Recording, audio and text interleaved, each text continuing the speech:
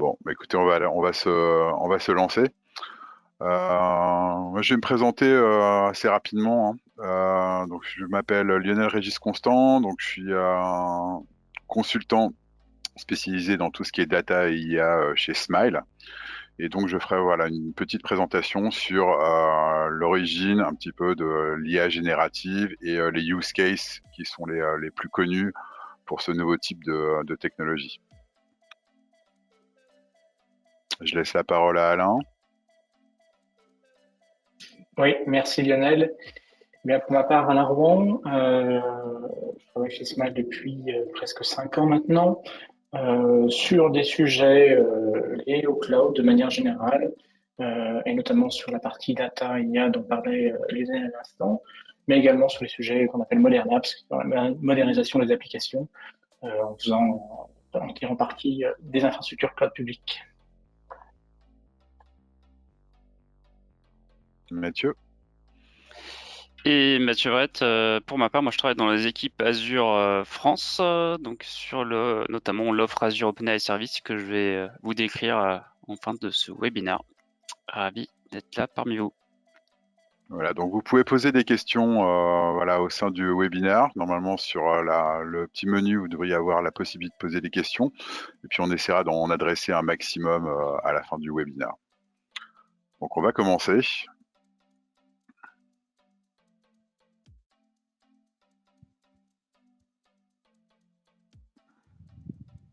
Donc, première slide.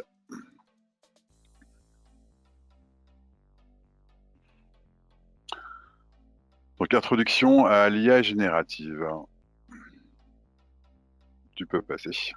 Donc, il y avait une ancienne blague que j'aimais bien où on disait que lorsqu'on parlait d'intelligence artificielle, la meilleure moyen de le programmer, c'était avec du PowerPoint, et quand c'était du machine learning, c'est avec du Python. Voilà, l'intelligence artificielle, ouais, c'est un terme qui a été sans doute été un petit peu galvaudé. Ce qu'il faut comprendre en fait, c'est qu'il y a un petit peu un principe de poupée russe, hein. Donc, dans le terme d'intelligence artificielle, on parle de voilà de toutes les d'une IA en fait qui pourrait non seulement qui serait apprenante, mais qui pourrait aussi avoir un degré d'intelligence, même si la définition de l'intelligence, personne n'est trop d'accord dessus. Mais voilà, il y a une famille en fait qui est plus spécifique qui s'appelle la famille du machine learning. Le machine learning, c'est vraiment des algorithmes en fait qui sont apprenants, qui permettent à partir d'un dataset de pouvoir en tirer des enseignements et de pouvoir offrir voilà des réponses intéressantes. Et à l'intérieur de cette même famille, c'est sans doute voilà la famille du deep learning en fait qui a amené un énorme essor au niveau des cas d'usage de l'IA en essayant de reproduire un petit peu les mécanismes du cerveau. C'est pour ça qu'on appelle ça le deep learning ou alors des réseaux neuronaux. Slide d'après. Alors, quelque chose qui a été vraiment assez révolutionnaire, c'était en 2017. En 2017, c'était l'apparition de ce qu'on appelle le mécanisme de l'attention. Pour essayer de résumer un petit peu l'idée, le mécanisme de l'attention, c'est lorsque, par exemple, vous lisez un livre assez complexe, en fait, votre attention va pas être focalisée sur chaque mot. Vous n'allez pas lire mot après mot. Vous allez plutôt prendre des éléments contextuels. Par exemple, qui est la personne dont il s'agit, c'est quoi l'action, etc. Donc votre attention va vraiment se focaliser sur un certain nombre d'éléments. Et en fait, votre cerveau est capable en prenant ces différents éléments, de tout contextualiser, de comprendre ce qui se passe. Donc en fait, c'était vraiment les transformers, c'était une manière d'amener un certain mécanisme de l'attention, un petit peu comme les humains, et de prendre en fait certains mots à l'intérieur d'une phrase pour en extraire un sens. Ça, c'est en entrée. Et en sortie, de pouvoir faire la même chose pour pouvoir procurer des outputs de qualité. Ensuite, on arrive à la période 2020, qui est l'arrivée des algorithmes de fondation. Les algorithmes de fondation, en fait, ce sont des algorithmes dont la spécificité est justement de pouvoir traiter différents cas. Tout le monde se souvient de AlphaGo, par exemple, qui avait battu le champion du monde de Go. Et puis, il y avait aussi son prédécesseur, IBM, qui avait battu Kasparov aux échecs. Et donc, ces IA avaient le principe, c'était des réseaux neuronaux qui étaient extrêmement spécialisés, c'est-à-dire qu'elles étaient extrêmement bonnes sur un sujet et pas sur d'autres. Et les algorithmes de fondation ont amené justement une généralisation des cas d'usage. Donc le premier, c'était 2018 avec BERT de Google, et 2020, ça a été l'arrivée de GPT-3. Et ensuite, on arrive à 2023. 2023, c'était un petit peu l'avalanche de news autour de l'IA générative, avec évidemment le 30 novembre 2022, donc l'arrivée de ChatGPT, qui a acquis 1 million de users en 5 jours, mais aussi également d'autres dates qui sont assez intéressantes, comme la sortie du modèle Llama par Meta, qui est aussi une IA générative, et qui a eu la particularité d'être un peu que les poids en fait de cette IA, c'est-à-dire en fait les différents paramètres et la manière dont ils interagissent entre eux, sont partis sur Internet et ont été repris par la communauté open source. Et donc Llama en fait a été sans doute le père de toutes les IA open source. Après, il y a eu toute une série d'événements, il y a des prises de participation de Microsoft, il y a des sorties de Adobe, il y a aussi Google qui a essayé voilà, de faire quelques annonces autour d'intégration. En fait, l'année 2023 a été particulièrement riche, et ce qui est vraiment intéressant, c'est de se rendre compte que voilà, toutes ces annonces, tout ce qui se passe là autour de l'IA générative et les cas d'application, ça date que de quelques mois, donc c'est vraiment un progrès assez fulgurant qui a vraiment bouleversé le marché de l'IA. La chose qui est intéressante, particulièrement avec ChatGPT, c'est donc que l'IA devient de plus en plus accessible. Comme je le disais avant, les IA étaient généralement assez spécialisées. Alors ça a aussi un intérêt d'avoir une IA spécialisée, c'est de pouvoir lui mettre des données qui sont vraiment véritablement spécifiques sur un problème, et de pouvoir faire de la prédiction. Les IA génératives, en fait, ne font pas vraiment de prédiction. C'est vraiment des IA qui vont prendre des données en entrée et qui vont produire du contenu. Donc ce contenu, ça peut être du texte, comme on voit avec ChatGPT, mais ça peut être aussi des images, bientôt de la vidéo, c'est en train d'arriver. Et traditionnellement, les IA avaient un coût marginal qui était assez important. Donc c'est-à-dire que lorsqu'on lançait un projet d'IA au sein d'une entreprise, il fallait donc recueillir les données qui étaient adaptées pour résoudre ce type de problème, ce qui avait un coût, il fallait analyser la donnée, etc. Et souvent, voilà, on allait lancer un ou deux projets en parallèle pour justement essayer de diminuer ce coût marginal et de pouvoir profiter essayer de résoudre plusieurs use cases en faisant seulement une ou deux fois le travail d'analyse des données. L'intérêt vraiment de l'IA générative, c'est que le modèle est déjà entraîné. Donc là, on parle du modèle de OpenAI. Et donc, c'est beaucoup plus facile, voilà, de pouvoir trouver des cas d'application dans lequel le coût original de développement et d'adaptation est bien moins important qu'auparavant, où il fallait vraiment faire créer un modèle ad hoc pour chaque type de problème.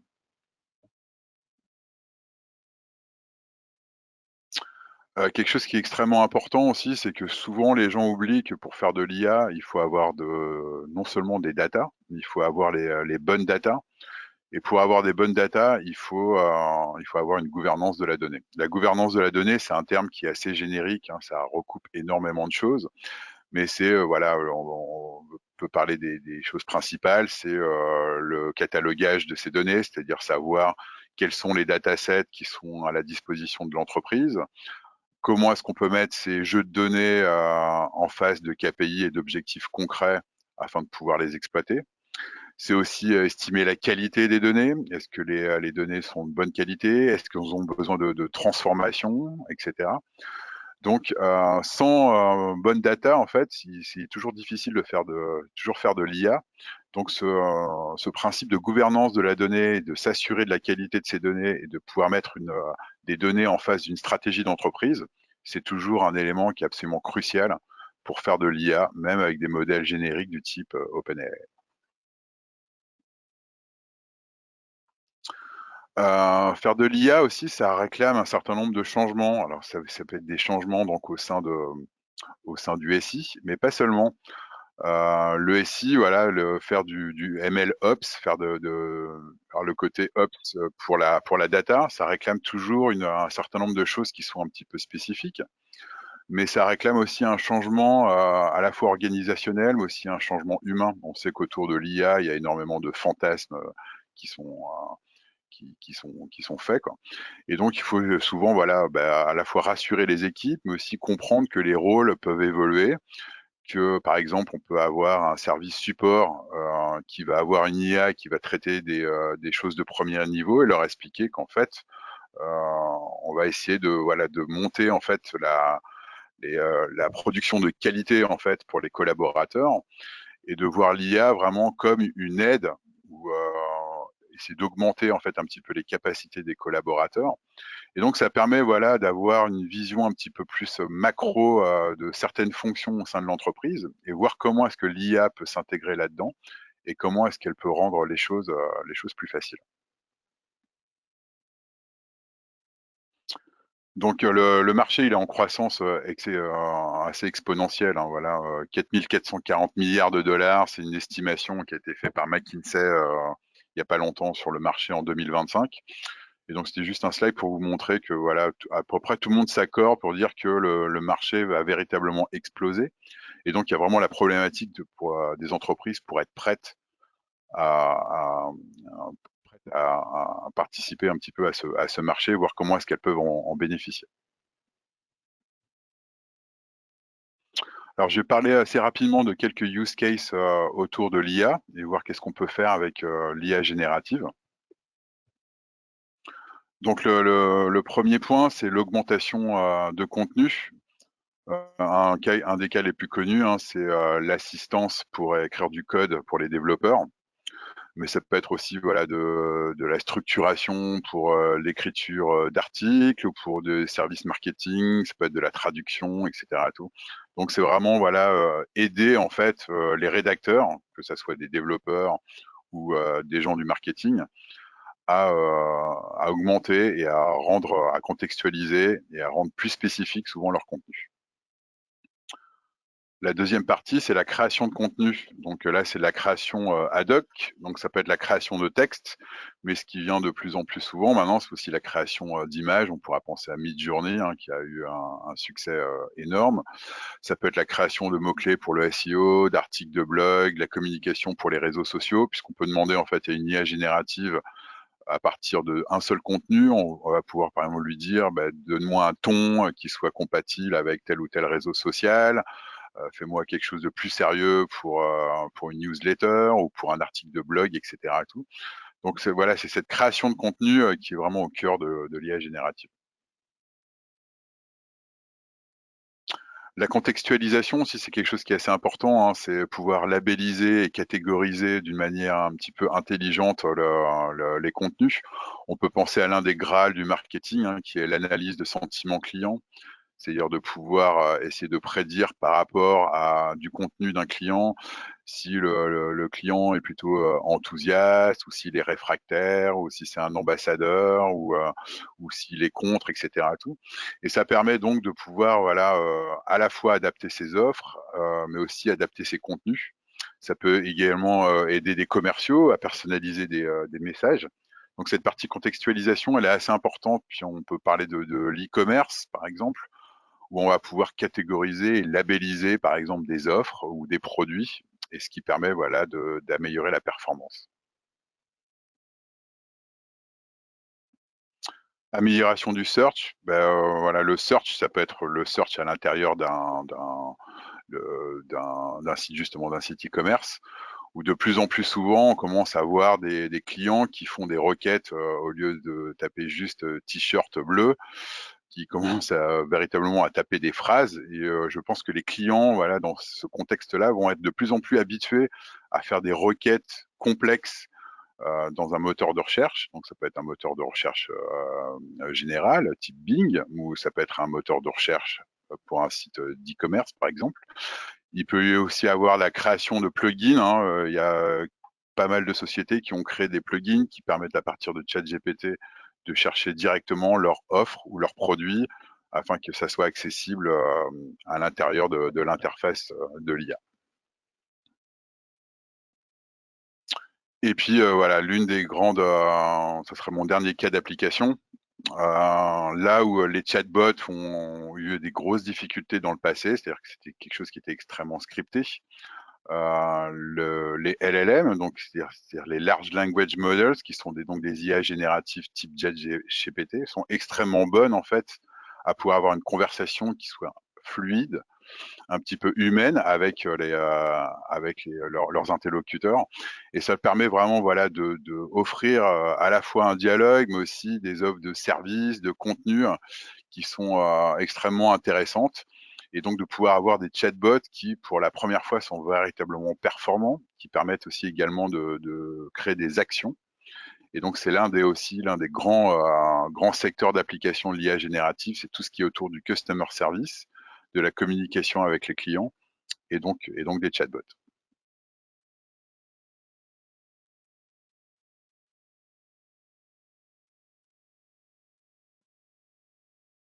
Donc maintenant, je vais passer la main à mon collègue Alain, qui va vous faire une démo d'un chatbot qu'on a développé au sein de Smile.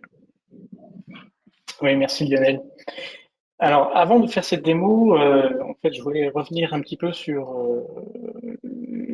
ce qu'est un chatbot et l'impact des LLM en fait sur ce type de technologie. De l'IA chez Smile, on en fait depuis pas mal de temps. Il y a 5 ans, on faisait déjà des chatbots. On fait de la computer vision, on fait également des éléments liés à de la prédiction sur la donnée. On a un recul en fait sur ce type de technologie, et notamment sur la partie chatbot. Pourquoi est-ce qu'on parle des LLM aujourd'hui, et pourquoi on s'y est intéressé et on a réalisé ce proof of concept? Eh bien, c'est déjà pour comprendre que les chatbots traditionnels ont un certain nombre de défauts, et les LLM vont participer à supprimer ces défauts et rendre le développement d'un chatbot beaucoup plus aisé. Déjà, sur une construction traditionnelle de chatbot, la charge de travail nécessaire à l'entraînement du chatbot est importante, parce que sans la partie LLM, votre chatbot ne comprend pas grand-chose. Il faut lui donner des exemples. Donc, c'est cette partie d'entraînement dont parlait Lionel tout à l'heure, qui disparaît avec les LLM. Quand on utilise un chatbot traditionnel, on a besoin de réaliser ces entraînements. Donc, on a besoin de lui expliquer ce qu'il doit comprendre à travers un certain nombre d'exemples, et d'expliquer ça par un plus grand nombre de manières possibles, parce que l'humain va demander ces questions de différentes manières, et donc on doit pouvoir couvrir cette exhaustivité de cas. Évidemment, cette exhaustivité est un but à atteindre, et on n'arrive jamais à l'atteindre, et donc d'où la frustration qu'on peut avoir avec certains chatbots qui ne comprennent pas, ou qui ont un problème de mise en contexte. L'autre problème de chatbot traditionnel, c'est que même s'il peut comprendre une intention à partir d'une question, il est totalement incapable de générer une réponse. Il n'a pas de capacité à générer du contenu comme les LLM vont pouvoir le faire. Donc, en l'occurrence, lorsqu'on va développer un chatbot, ça va être nécessaire de générer des réponses scriptées qui peuvent être faites de manière smart, mais malgré tout, ça reste des mécanismes de scripté. Il n'y aura pas de réponse originale ni adaptée à un contexte. Donc, lorsqu'on conçoit un chatbot de manière traditionnelle, on a un effort important lié au mécanisme de langage naturel pour faire en sorte que le chatbot réagisse de manière correcte par rapport à la tâche qu'on cherche à ce qu'il réalise. Et donc, pourquoi les LLM changent la donne aujourd'hui? C'est ce qu'on vient de voir. La partie langage naturel va être intégrée de fait par un LLM, parce que le LLM va être capable de comprendre une intention naturellement sans qu'on ait besoin de l'entraîner. Les modèles disponibles peuvent permettre ça dès un premier usage, et il va être capable de générer une réponse sous la forme d'un texte ou d'une donnée structurée, selon le cas d'usage, sans aucun problème. Malgré tout, pour que ça fonctionne, il y a des éléments importants à prendre en compte. La première, c'est la mise en contexte. La partie LLM, en fait, ne sait faire rien d'autre que de générer un texte qui va être la suite d'un début de mise en contexte, un texte initial. On va rentrer dans les détails par la suite. Et cette mise en contexte donc va permettre de diriger la réponse. Donc c'est un élément clé pour pouvoir réaliser en fait un chatbot ou une application qui va se baser sur LLM, comprendre cette mise en contexte. Et évidemment, ces LLM sont incapables d'interagir avec le monde extérieur. Donc, l'intégration d'un LLM dans un projet de chatbot ou un applicatif qui reposerait sur la partie LLM va nécessiter que l'on orchestre en fait cette intégration avec le reste du SI, que ce soit avec des bases de données, des données textuelles que vous disposez, une base de connaissances, des API. Bref, comme un chatbot traditionnel, l'intégration et son orchestration est clé également. Donc, par contre, on peut conclure que le développement d'un chatbot à partir d'un LLM va vous permettre de vous concentrer sur la valeur ajoutée du chatbot et non pas passer du temps à l'entraînement ni maintenir cet entraînement puisque c'est de fait disponible avec la partie LLM. Alors, cette mise en contexte, c'est un élément important dans le cas d'un chatbot et c'est ce qu'on va pouvoir utiliser pour pouvoir discuter avec ces données. Pourquoi ? Lorsqu'on parle de mise en contexte avec un LLM, on a besoin de pouvoir initier la génération du texte avec ce fameux prompt dont vous avez peut-être dû entendre parler. Et c'est ce fameux prompt qui va pouvoir donner donc ce contexte et inclure les éléments pour pouvoir générer la réponse qui va être adaptée à ce que vous cherchez. En l'occurrence, dans cet exemple, si j'indique à ce LLM un certain nombre d'instructions, en l'occurrence ici, il a les connaissances pour répondre à des questions relatives à une société, que je lui mets un contexte, ici des éléments comptables sur l'état de cette société, que je lui dis qu'il doit répondre à une question, qui va être par exemple la question de l'utilisateur, le LLM ne va faire rien d'autre que mettre en jeu la réponse par rapport au contexte initial, qui sont sa mission, le contexte des données, et la question à laquelle on doit répondre. Et donc sa génération n'est rien d'autre que la suite logique en fait, de la somme des instructions qu'on va mettre dans ce contexte. Et donc ici, on voit qu'on peut imaginer que le contexte soit une donnée qui vienne d'une source extérieure, vos données, que ce soit une base de connaissances, une API, peu importe. Et donc l'orchestration va permettre de générer en fait ce prompt. Alors évidemment, avec ce simple exemple, on va pouvoir répondre peut-être à une question et on a besoin de pouvoir aller chercher les informations qui vont être pertinentes pour pouvoir répondre à la question de l'utilisateur et également suivre une conversation. Une question, c'est pas une conversation. Donc c'est là aussi où la partie d'orchestration va être excessivement importante parce que c'est ce qui va permettre de réaliser cette discussion et d'intégrer la partie LLM avec le reste du système d'information ou de différentes applications tierces et de donner lieu à une discussion. Alors, en l'occurrence, lorsqu'on s'est intéressé à la partie chatbot et LLM et pour pouvoir utiliser ses propres données et non pas se baser sur les connaissances qui seraient liées à l'entraînement du LLM, mais baser une réponse sur nos propres données, on va utiliser un élément clé qui vient également de la partie technologie LLM, c'est la recherche vectorielle, donc ce qu'on appelle les embeddings, qui n'est rien d'autre qu'en fait une transformation de texte en une donnée numérique, donc on appelle les embeddings, qui sont des vecteurs, pour pouvoir réaliser des recherches sémantiques par similarité. Donc c'est une technologie qui vient avec la partie LLM, qui permet à partir de texte brut, de pouvoir les classifier par un sens sémantique et de pouvoir ensuite réaliser des requêtes dans une base de données qui utilise ces technologies pour pouvoir réaliser une requête de recherche par similarité. Donc, en l'occurrence, si la question de l'utilisateur est également transformée en vecteur,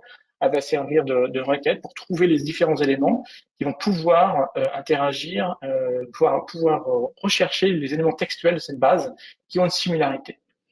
Et donc, dans cette logique d'orchestration, et pour le POC que je vais vous montrer par après, en s'appuyant sur une base de connaissances qui est indexée dans cette base vectorielle, on est capable, au fil d'une discussion, de trouver les éléments qui vont pouvoir servir de réponse à l'utilisateur. Et donc, le prompt que je montrais précédemment, en fait, il va s'orchestrer, se répéter au fur et à mesure de la discussion. Ici, on a un exemple, je cherche un contrat en particulier et je veux que tu m'en fasses un résumé. On peut imaginer que l'orchestration va chercher dans la base de données, la base de connaissances des éléments qui vont être similaires à cette question avec les éléments clés de la question de l'utilisateur et de pouvoir générer une réponse de manière ad hoc. De la même manière, on va inclure dans cette orchestration une mémoire de discussion qui va permettre de redonner le contexte à chaque nouvelle question et donc au fur et à mesure de la discussion de pouvoir redonner le contexte au modèle LLM pour qu'il puisse régénérer une question, une recherche qui sera adaptée au moment précis de la discussion. Donc là, l'exemple ici, c'est à partir du contrat que j'ai trouvé pour le client tel, je veux trouver dans le CRM le contact principal. Puisqu'on aura cette partie d'orchestration, on sera capable d'identifier le client en l'occurrence et de peut-être appeler une API du CRM et régénérer une question, une réponse à partir de la question telle qu'on l'a présentée précédemment. Alors l'exemple que l'on a réalisé, c'est un cas d'usage d'une base de connaissances publiques. Alors moi, je suis un peu comme les IA, j'ai un petit biais. J'habite au Luxembourg depuis 20 ans.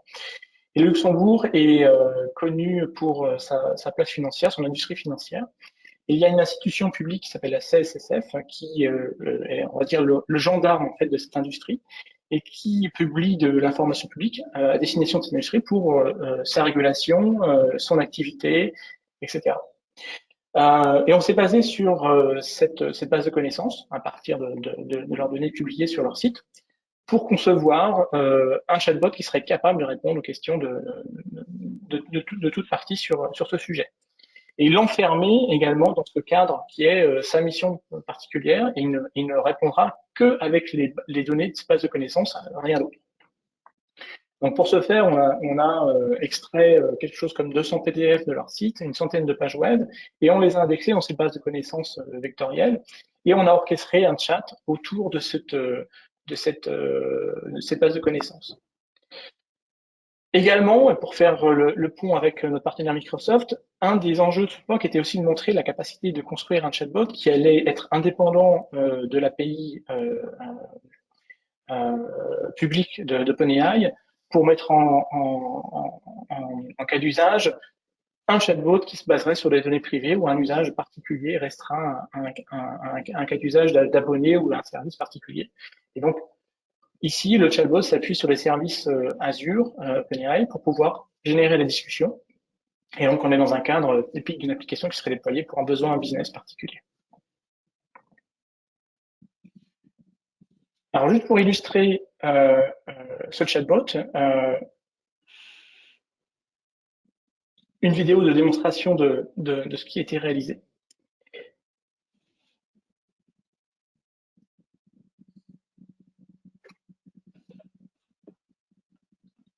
Bon, ici, on est dans un chat tout à fait classique,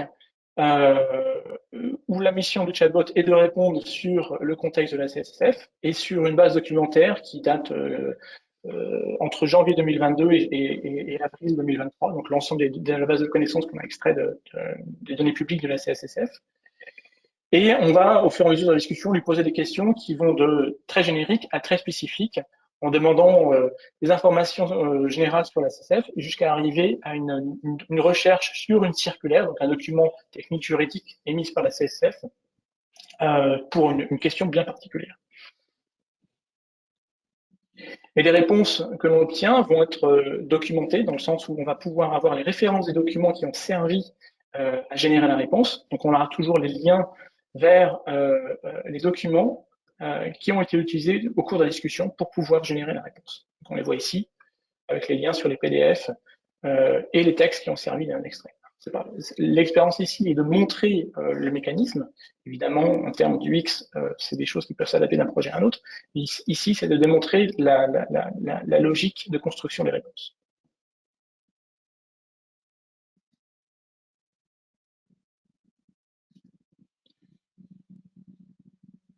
Donc, une question un peu plus fermée où je demande des informations sur un set de documents, donc les fameux circulaires, pour une question particulière.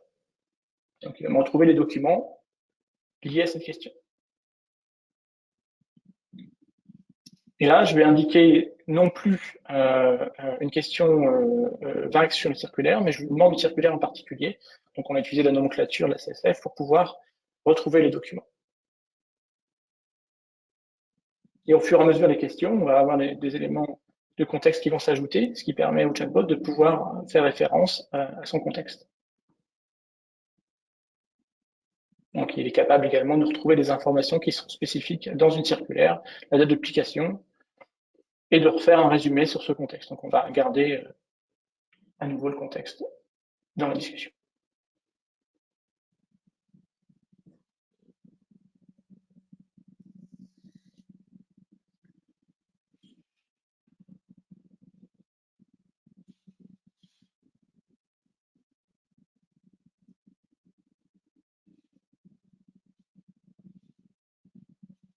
Alors juste pour refaire référence à la notion d'orchestration dont on parlait tout à l'heure, ce cas d'usage, le RecChat, s'appuie sur un certain nombre d'étapes au cours de la discussion. La première étant de capturer la question de l'utilisateur, évidemment, mais également de la lier au contexte, donc à l'histoire de la discussion, la mémoire de la discussion, et de la reformuler pour y injecter les éléments de contexte. Donc, par exemple, si je fais référence à un document dans une précédente question, la référence au document sera réinjectée. Donc, on utilise déjà la partie LLM pour pouvoir adapter le contexte. Et à partir de cette question reformulée, on va détecter une intention, qui sont les scénarios de ces discussions, où on imaginait de pouvoir poser des questions qui sont spécifiques à une circulaire donnée, ou alors sur l'ensemble des documents de type circulaire, ou sur l'ensemble de la documentation connue par le chatbot sur la CSSF, et les scénarios autres pour retourner sur le contexte initial. Et donc cette intention, elle est détectée également, elle est comprise grâce à une partie LLM. Et la troisième étape, c'est justement d'extraire de la base de connaissances les documents qui font référence qui sont pertinents, qui contiennent une similarité avec la question, et d'en faire une synthèse. Et la quatrième et dernière étape étant de pouvoir générer une réponse finale, qui va être la synthèse de tout ce qu'on a pu capturer lors de ce chemin de discussion, chemin de recherche. Alors ça, c'est le scénario de discussion, mais il faut savoir aussi qu'en parallèle, on a un processus d'indexation, c'est-à-dire que les données publiques que l'on souhaite mettre à disposition dans cette base de connaissances, on va les indexer avec un processus de découpage et de transformation en vecteur dont on parlait tout à l'heure, et qui vont être stockés dans cette base de données. Ce qui fait qu'on a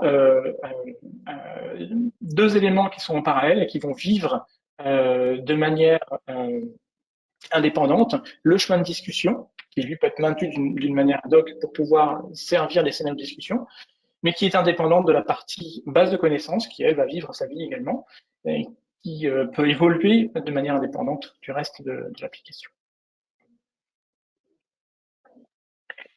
Alors pour conclure sur la partie IA générative et faire un peu de prospective, c'est un exemple, ce qu'on vient de montrer, c'est un exemple d'usage d'IA générative.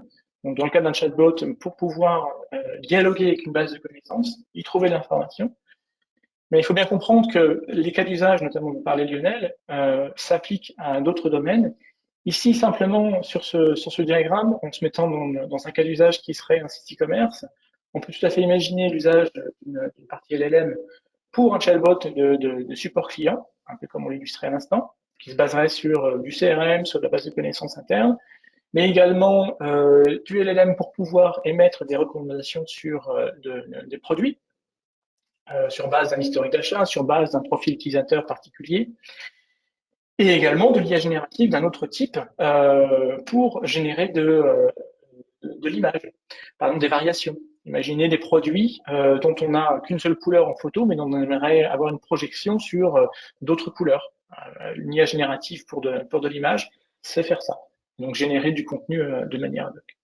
Et tout ça va évidemment s'appuyer sur vos données. Et donc un des points clés sur lesquels on doit faire attention, c'est cette partie LLM est quelque chose qui rend facile l'usage, ou c'est l'IA générative de manière générale, rendre facile l'usage de l'intégration de l'IA dans des projets, mais ils vont devoir s'appuyer sur le data. Et un des moyens justement de pouvoir accélérer cette mise à disposition, cette organisation de la donnée, c'est s'appuyer sur les services cloud de construction de data lake, de data warehouse, parce que ce sont des accélérateurs, des enablers pour pouvoir mettre à disposition vos données pour ce type d'outils. Et pour transition, justement, notre partenaire Microsoft va pouvoir vous présenter leur service. Oui, merci Alain. Du coup, moi, je vais vous présenter l'offre Azure OpenAI Service et on va revenir sur un peu ces différentes fonctionnalités. Qu'est-ce qu'elle offre? C'est quoi cette proposition de valeur? Donc, vous l'avez vu, effectivement, il y a eu toute la hype autour de ChatGPT et puis rapidement aussi, il y a eu et s'en est suivi aussi pas mal d'annonces côté Microsoft. Alors, je vais pas revenir sur toutes ces annonces. Il y a eu des interventions de notre CEO Satya Nadella dans Wired, dans d'autres journaux, des annonces sur notre produit Analytics Microsoft Fabrics. Mais là, aujourd'hui, je vais vraiment parler de l'offre Azure OpenAI Service. On peut passer au slide suivant. Et si on s'intéresse à OpenAI, donc c'était tout d'abord une association créée en 2015. Ils ont lancé leur premier modèle en open source rapidement pour pouvoir converger ou accélérer par rapport à leur raison d'être, qui était de s'assurer que l'AGI, l'Artificial General Intelligence, bénéficie à l'ensemble de l'humanité. Ils ont voulu accélérer, ils sont tournés vers un hyperscaler, avec nous, Microsoft, pour nouer un partenariat exclusif en 2019. Et en quoi consistait ce partenariat? Donc côté Microsoft, on a investi à hauteur de 1 milliard de dollars pour produire toute l'infrastructure d'IA dédiée à l'entraînement des nouveaux modèles d'OpenAI. Donc quand vous entendez parler de ChatGPT, de GPT-4, aussi de GPT-3, tous ces modèles, ou de DALL-E, tous ces modèles ont été entraînés sur Azure, donc sur le cloud de Microsoft. Et c'est un partenariat exclusif on a prolongé d'ailleurs ce partenariat en début d'année. Donc après, il y a différents modèles pour rejoindre ce que m'ont présenté Lionel et Alain. Donc vous avez la famille de modèles General Purpose, donc GPT-3 et GPT-4, qui peuvent du coup effectuer différentes tâches. Donc pour GPT-3, ce sont des données en entrée sous forme textuelle. Pour GPT-4, il est multimodal. Vous pouvez aussi en entrée, par exemple, prendre une photo de votre frigo et lui demander, tiens, qu'est-ce que je peux faire comme recette avec, et il va vous générer une réponse sous forme textuelle. Codex, c'est vraiment dédié à la génération de code ou aussi au debugging ou commentaires. DALL-E, c'est la génération d'images par rapport à un prompt, des instructions sous forme textuelle. Et enfin, ChatGPT, donc c'est une émanation, donc c'est GPT-3, le modèle GPT 3.5 Turbo, qui a été affiné, fine-tuné, comme on dit, pour effectuer des tâches d'agent conversationnel. Donc il a la spécificité, la particularité de pouvoir prendre en compte le contexte. Si vous lui posez une question, il vous répond. Vous posez une deuxième question, il va prendre en compte le premier échange Q&A pour affiner la deuxième réponse. Et comme ça, vous pouvez les paramétrer jusqu'à 20 questions-réponses. On peut passer au slide suivant. Donc, en 2023, effectivement, comme l'a dit Lionel, on a vu une accélération sur le marché de l'IA générative. Donc, si on s'intéresse aux annonces côté Microsoft, on a fait beaucoup d'annonces, notamment d'un service qui s'appelle Azure OpenAI Service, qui est maintenant en General Availability et qui vous permet, en tant qu'entreprise, d'accéder aux modèles préentraînés d'OpenAI sur Azure avec une proposition de valeur que je vais décrire. Donc là, vous avez, je vais pas toutes les détailler, mais il y a eu plein d'annonces aussi sur le fait qu'on infuse de l'IA dans nos produits et services. On a commencé par Bing, on a fait aussi des annonces sur Microsoft 365, sur Dynamics pour les forces de vente et marketing, avec le Security Copilot également, GitHub Copilot X qui est une nouvelle version de GitHub Copilot pour les développeurs. Et aussi en parallèle, on avance aussi sur ces modèles de fondation multimodaux, notamment Florence sur toute la partie image. On a aussi des projets de recherche sur la génération de vidéos à partir d'instructions en langage naturel. On peut passer au stade suivant. Donc, en synthèse, qu'est-ce qu'est la proposition de valeur d'Azure OpenAI Service? Donc déjà, ça va s'appuyer sur des briques fortes c'est notre framework d'IA responsable qui va vraiment vous permettre de vous assurer que si vous déployez ces modèles préentraînés pour vos cas d'usage, vous allez pouvoir, de la phase de conception jusqu'au delivery, pouvoir monitorer grâce à un dashboard vous assurer le fait qu'il ne va pas y avoir de biais qui vont apparaître dans le temps. Donc, c'est-à-dire qu'il ne va pas y avoir des catégories de population qui pourraient être pénalisées parce que voilà, quand on parle d'IA, il y a des processus stochastiques, etc. Des fois, il faut bien surveiller pour s'assurer qu'il n'y a pas de dérive dans le temps. Aussi, on a tout un tas de principes d'éthique derrière tout ça.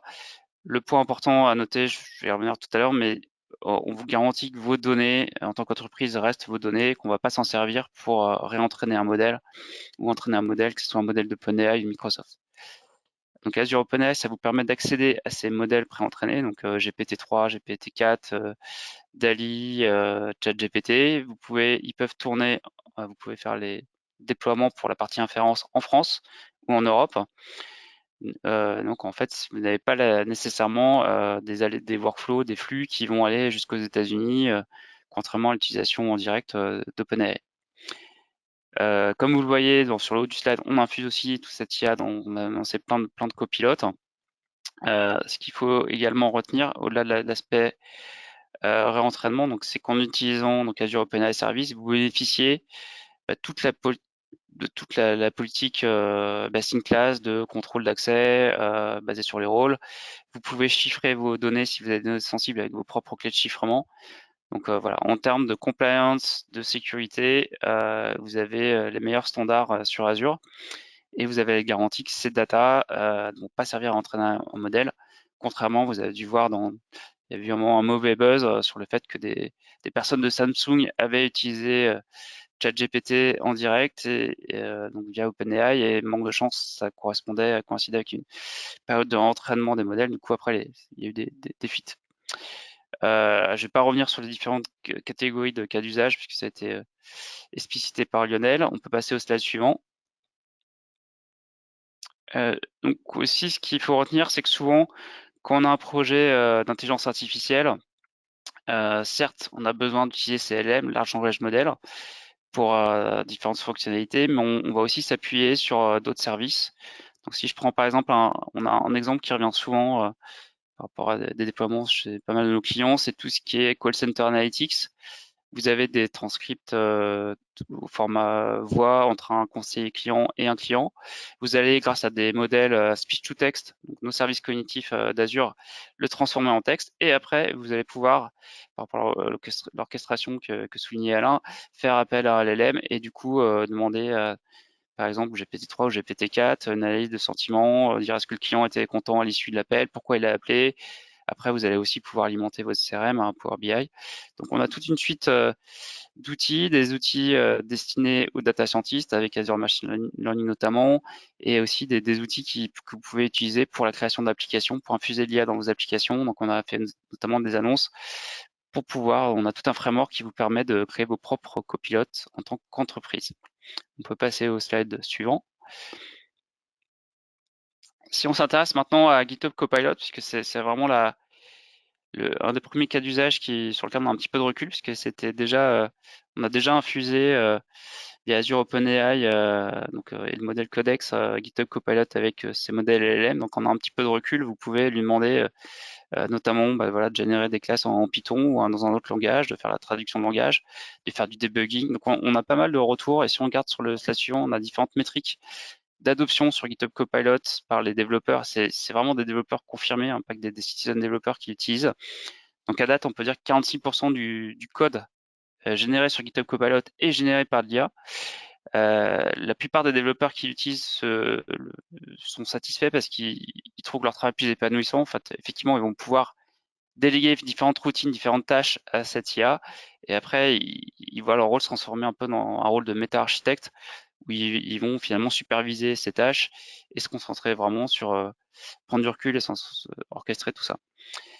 On peut passer au stade suivant.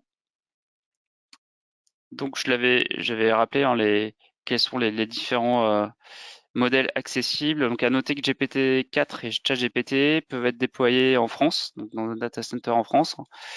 L'ensemble des modèles peuvent être déployés en Europe, aussi aux États-Unis. Mais en tout cas, du coup, vous pouvez maintenir des flux pour infuser ça dans l'application en France ou en Europe selon votre marché. On va passer au slide suivant.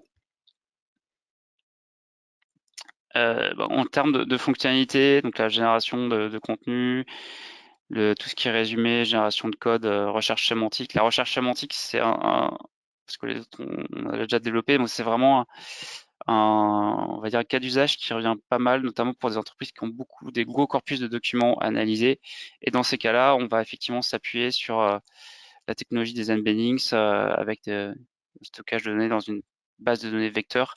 Donc on a fait des annonces avec notre produit qui s'appelle Azure Cognitive, Azure Cognitive Search qui vous permet d'indexer ces gros corpus de documents, les stocker dans une base de données vecteur, et puis après, du coup, assez rapidement, les orchestrer avec CLM. On peut passer au slide suivant.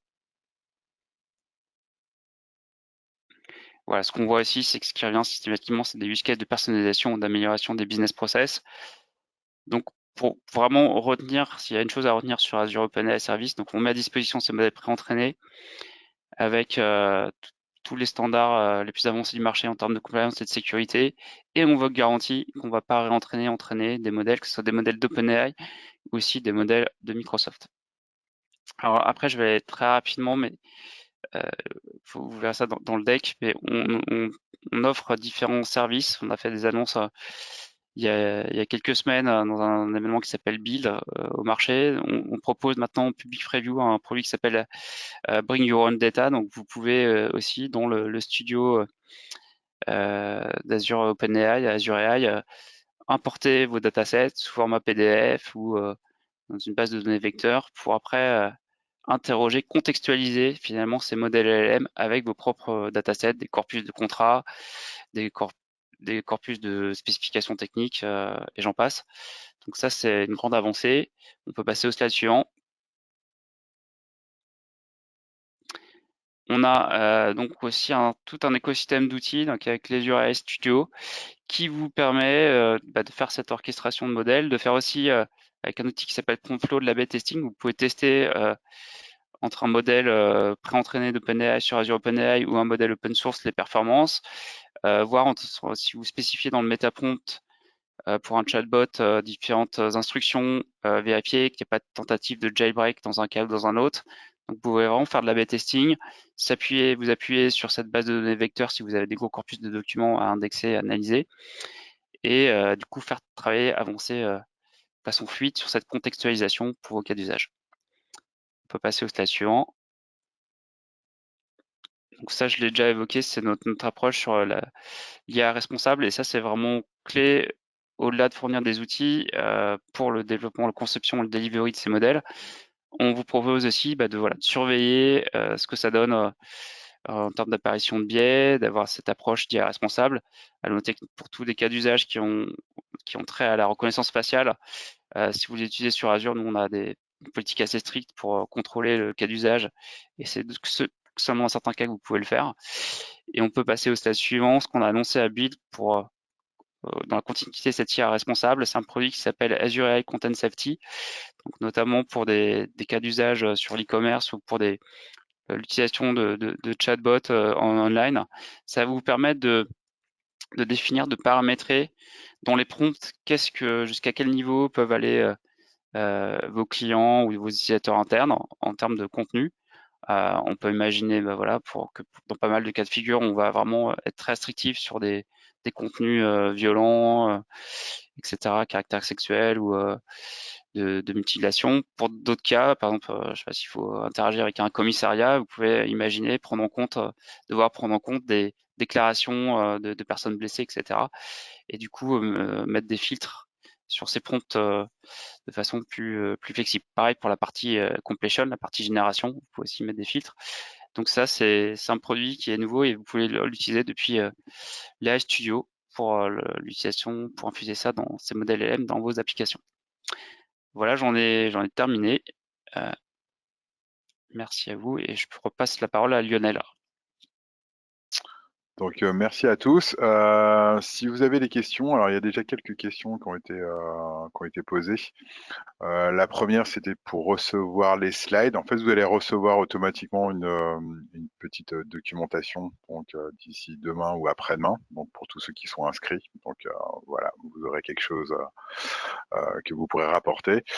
Ensuite, il y avait une question auquel j'ai répondu un petit peu partiellement de Wilfried. S'il n'y a plus d'entraînement, comment est-ce qu'on peut déduire l'attention? En fait, le mécanisme de l'attention, c'est vraiment inhérent à un réseau de type transformer, hein, donc vraiment le transformer.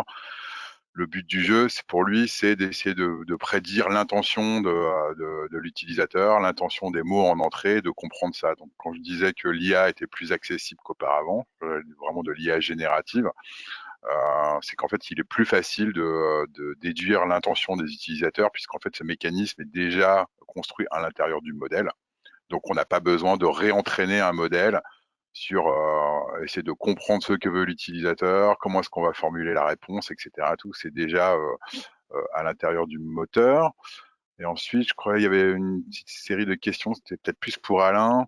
C'est quelle base de données vectorielle utilisez-vous? Quel modèle pour les embeddings? Et puis, il y avait aussi une question sur l'utilisateur qui pose la question n'utilise pas toujours le champ sémantique de la réponse. Comment trouver les documents quand on n'a pas la sémantique en entrée? Bon, je pense que c'est plus pour toi, Alain. Oui. Alors sur les bases données vectorielles, on a essayé différentes choses, aussi bien la partie Connected Search que d'autres bases de données open source, parce que l'idée c'était aussi d'être exploratoire à travers ce POC. Donc il y a pas mal de choses qui se passent sur le marché. En l'occurrence, la démo que vous venez de voir, elle fonctionne avec une base de données Pinecone, mais elle a ses avantages, ses défauts. C'est vraiment quelque chose à analyser en fonction du cas d'usage. C'est un marché qui bouge beaucoup. Il y avait une question sur le modèle utilisé pour les embeddings. Alors, pour ce POC, on s'est servi donc des modèles GPT OpenAI d'Azure. Et donc, en l'occurrence, dans cette orchestration, il y a eu un mix de modèles GPT 3.5 et GPT 4. Et donc, pour les embeddings, on est sur de l'ADA 2, puisque c'est le modèle correspondant pour pouvoir générer des embeddings adaptés avec ce type de technologie, donc, qui viennent également de chez OpenAI et qui fonctionnent très bien avec du Pinecone, par exemple. Je ne sais pas si j'ai répondu à la question. Il y avait aussi, oui, l'utilisateur qui pose la question n'utilise pas toujours le champ sémantique de la réponse à trouver dans la base de données. Comment trouver les documents quand on n'a pas la sémantique en entrée? Alors, c'est justement la force de ce type de modèle. Déjà, l'approximation, la recherche par similarité, elle va se baser sur un langage qui est large en termes de similarité. Donc, c'est pas parce que le champ sémantique exact n'est pas utilisé que la réponse ne sera pas forcément trouvée. Après, il y a également quelques astuces à utiliser, notamment je mentionnais le fait qu'il y a une reformulation de questions, c'est ce qui permet de remettre du contexte et très souvent de rajouter des éléments de langage qui sont propres à ce que le LLM va utiliser lors de sa reformulation, et donc ça va aider à la recherche, notamment pour des éléments qui seraient précédents dans la discussion, donc ancienne question-réponse. Et si réellement c'est des choses qui ne fonctionnent pas parce que le champ sémantique de votre métier ou du cas d'usage est très très spécifique, il ne ferait pas partie de l'entraînement initial ou quelque chose qui ne serait pas lié à ce que un modèle entraîné comme GPT n'a pas pu obtenir durant son entraînement. Il reste l'option du fine-tuning, qui est en fait un réentraînement partiel pour redonner des biais au modèle sur des questions-réponses que vous lui aurez données. Donc c'est une étape supplémentaire qui est vraiment très spécifique parce qu'elle doit être utilisée qu'au dernier recours. Faut savoir si le modèle fonctionne déjà énormément bien dans 80-85% des cas. Le fine-tuning est une étape possible. Quand vous avez par exemple un vocabulaire qui est très spécifique ou un type de réponse-question que vous voulez forcément avoir sur un contexte particulier métier. Donc ça, c'est une étape faisable, mais qui est loin d'être anodine, puisque ça doit être organisé avec des jeux de données conséquents. On ne parle pas d'entraînement du modèle, on parle d'un entraînement, donc on parle de quelque chose qui est beaucoup plus court. On va parler peut-être d'heures d'entraînement plutôt que de mois. Hein. C'est pas du tout la même chose, mais malgré tout, qui est organisé correctement pour avoir un gain. Ok, merci. Il reste encore deux questions. Mathieu, peut-être que tu veux prendre la première. C'est une question de Nicolas. Le LLM peut-il être hybride, c'est-à-dire basé sur des datas de mon entreprise, mais aussi des données disponibles publiquement? Alors, il peut l'être à partir du moment où... Ouais, pardon. Non, mais vas-y, Alain, je compléterai par rapport à Azure. Ok. Oui, pas de souci. Alors, de manière générale, et dans le cas, que l'on a vu, on a enfermé le bot dans un certain nombre d'orchestrations, dans les scénarios qu'on a imaginés. Et donc, on le force à toujours utiliser les données de la base de connaissances parce que justement, on ne voulait surtout pas donner de biais aux réponses qui pourraient être de la connaissance externe et qui pourraient être un début d'hallucination. Par contre, si la question est je veux laisser le LLM pouvoir parler avec des connaissances qui seraient liées à son entraînement, et donc potentiellement aussi risque d'hallucination, c'est faisable, il faut que je le prévoie dans le scénario. Et ensuite, par contre, si la question est je veux pouvoir inclure d'autres données publiques externes, eh bien, c'est rien d'autre qu'une API ou une recherche, un élément qui serait lié à l'extrait de l'orchestration qui viendrait alimenter le prompt pour donner une réponse à partir d'une donnée publique X ou Y. Ouais, et du coup, pour compléter, on met à disposition sur Azure OpenAI des plugins. Donc, notamment, par exemple, si on peut spécifier dans le MetaPrompt, voilà, d'abord, tu cherches les données dans les corpus internes, mais dans tel ou tel cas, tu peux aller les chercher sur Internet. On a un plugin Bing qui peut être utilisé. Et puis après, à terme, l'idée, ce serait aussi d'avoir des plugins, je sais pas, par exemple, pour une mise au panier ou des actes d'achat e-commerce, ça pourrait être tel ou tel type de plugin qui pourrait être utilisé, une Instacart ou d'autres. Donc c'est vraiment une histoire aussi d'orchestration et donc par rapport à ça, vous pouvez utiliser dans Azure AI Studio soit LangChain ou aussi vous pouvez utiliser on a un autre orchestrateur qu'on a mis en place en open source qui s'appelle Semantic Kernel pour infuser CLM dans vos applications, faire l'orchestration. Ok. J'ai une autre question. L'utilisation de l'IA pour la création d'articles de blog égale risque de duplicate content SEO? Non, point d'interrogation. Ça, si vous voulez, je peux l'apprendre. Oui, bah, de toute façon, lorsqu'on fait des demandes en fait sur un LLM et qu'en fait à travers son prompt, on va demander des choses qui sont assez génériques, on peut avoir des contenus qui sont effectivement assez génériques. Je pense que là où particulièrement pour l'écriture d'un article de blog, ce qui est intéressant avec les LLM, c'est de l'aide à la structuration, à trouver des idées, à pouvoir les reprendre. Mais on va pas remplacer non plus, surtout pour un article de blog. Les articles de blog qui sont intéressants, ils ont aussi un petit peu toujours un ton personnel, quelque chose voilà, qui va amener un contenu supplémentaire. Sinon, voilà, même avant l'arrivée des LLM, il y avait déjà des agrégateurs de news et tout un tas de systèmes qui permettaient d'avoir des informations qui étaient un petit peu formatées, quoi. Et donc vraiment, pour moi, l'intérêt vraiment des LLM, c'est d'aider à écrire du contenu intéressant plutôt que de l'automatiser, quoi. En fait, il y a quelques autres questions supplémentaires. Est-ce qu'un mécanisme de droit est applicable pour l'accès à la base de données vectorielle et donc ensuite aux requêtes sans perturber le modèle? Alors, ça ne perturbera pas le modèle et ces mécanismes de droit, en fait, c'est dans cette construction d'orchestration. En fait, vous allez concevoir une application comme n'importe quelle autre application. Par exemple, dans ce POC-là, j'ai segmenté les données grâce à des métadonnées, c'est-à-dire que la base de données vectorielle contient bien sûr les vecteurs, mais également des métadonnées qui sont attachées au document. Et ces métadonnées, elles peuvent être définies au moment de l'indexation par le mécanisme que vous voulez, par la segmentation que vous voulez. Et par contre, donc, il faut l'intégrer dans l'orchestration. Si on imagine un chatbot qui serait derrière la notification, ben, ça veut dire que dans le contexte de discussion, on aurait le profil utilisateur et on aurait donc à travers cette orchestration la limitation d'accès à certains types de documents. C'est comme ça qu'il faut l'imaginer. En tout cas, c'est le plus logique. Il faut voir le LLM comme une API qui prend en entrée ce prompt et qui va vous générer un texte en sortie. Il faut l'intégrer dans l'orchestration avec vos scénarios spécifiques. D'accord. Une question de Jérôme. Est-ce qu'on a écrit un article de blog décrivant ce qu'on a fait? Oui, il y a un article de blog. Et puis, je pense que de toute façon, vous recevrez la documentation suite au webinaire. Ensuite, une C'est le question lien de qui Emery. Oui. dans les slides, c'est le lien qui est en dessous de la vidéo. Une question, étant donné la vitesse de déploiement de l'IA, est-ce que cela vaut le coup de développer une IA générative spécifique à l'entreprise ou ne peut-on pas s'attendre à ce que tous les éditeurs de solutions intègrent très rapidement de l'IA dans leur service de base? Ça oui, en fait, les éditeurs, ils ont déjà intégré les services de l'IA dans leur service de base, quoi.